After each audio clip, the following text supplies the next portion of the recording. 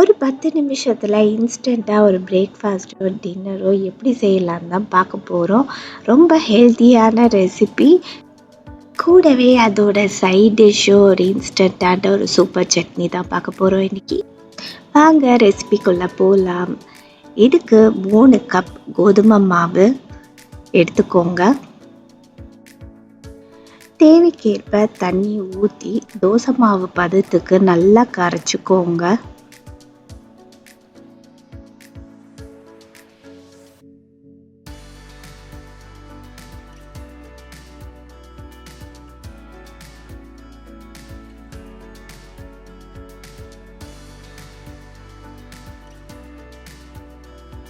இந்த மாவில் 1 cup திருவின carrot, 1/2 cup வெங்காயம், 2 டீஸ்பூனுக்கு நல்ல பொடியாக நறுக்கின இஞ்சி, அதே மாதிரி பொடியாக நறுக்கின 1 பச்சை மிளகா, தேவைக்கேற்ப கருவேப்பிலை போட்டு பொடியாக நறுக்கின கருவேப்பிலை போட்டு நல்லா கலந்து விட்டுக்கோங்க.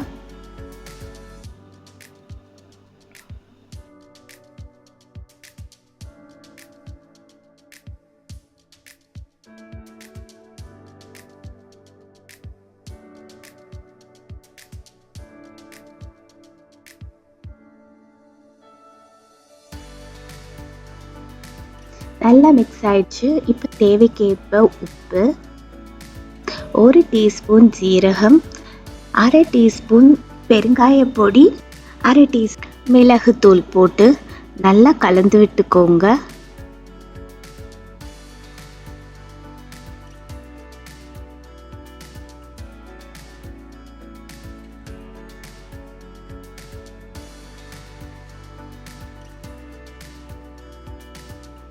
நல்லா சூடான தவால ஜஸ்ட் ஒரு கரண்டிக்கு மாவு எடுத்து நல்லா சுற்றி விட்டுக்கோங்க.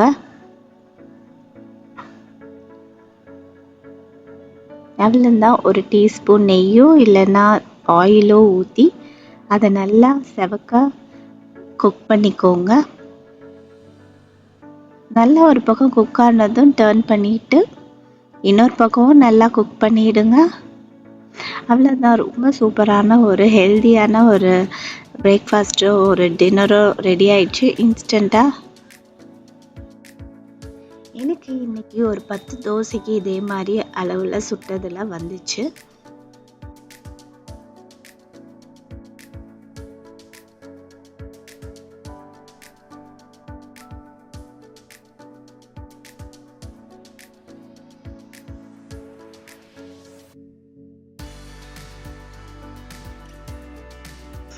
இந்த தோசைக்கு ரொம்ப பர்ஃபெக்டான ஒரு சட்னியும் இப்போ பார்க்க போகிறோம்.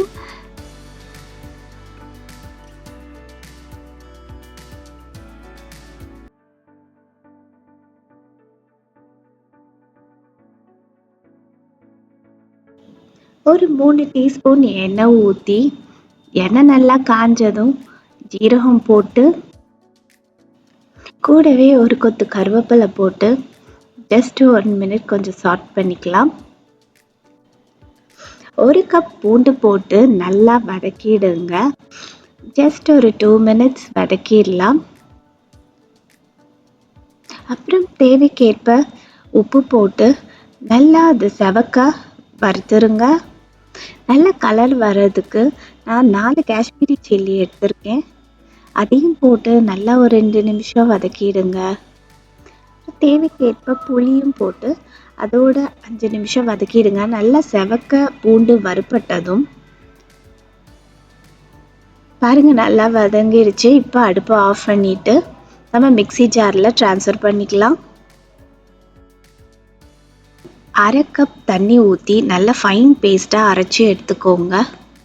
திரும்பவும் ஒரு கடாயில் 2 டீஸ்பூன் எண்ணெய் ஊற்றி கடுகு போட்டு கடுகு நல்லா வெடித்ததும் உளுந்தம்பருப்பு போடுங்க. கூடவே பெருங்காய பொடி, வெந்தய பொடி போடுங்க. வெந்தய பொடி ஆப்ஷனல் தான், உங்களுக்கு வேணான்னா விட்டுடுங்க. நல்லா செவக்க வறுத்துருங்க. எப்போவுமே நல்லெண்ணெய் யூஸ் பண்ணுங்க, அதுதான் ரொம்ப ஃப்ளேவர் கொடுக்கும் சட்னிக்கு. கருவேப்பிலை போட்டுருங்க. நம்ம அரைச்சி வச்சுருந்த பேஸ்ட்டை அதோடு சேர்த்து நல்லா சாட் பண்ணிடலாம் எண்ணெயில். நல்லா திக்காக இருக்கணும் இந்த சட்னி, அப்போ தான் ரொம்ப நல்லாயிருக்கும்.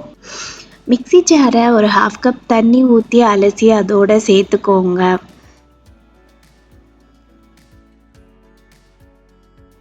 ஆயில் நல்லா வெளியில் செப்பரேட் ஆகுற வரைக்கும் நீங்கள் அந்த சட்னியை வந்து நல்லா சாட் பண்ணிக்கணும்.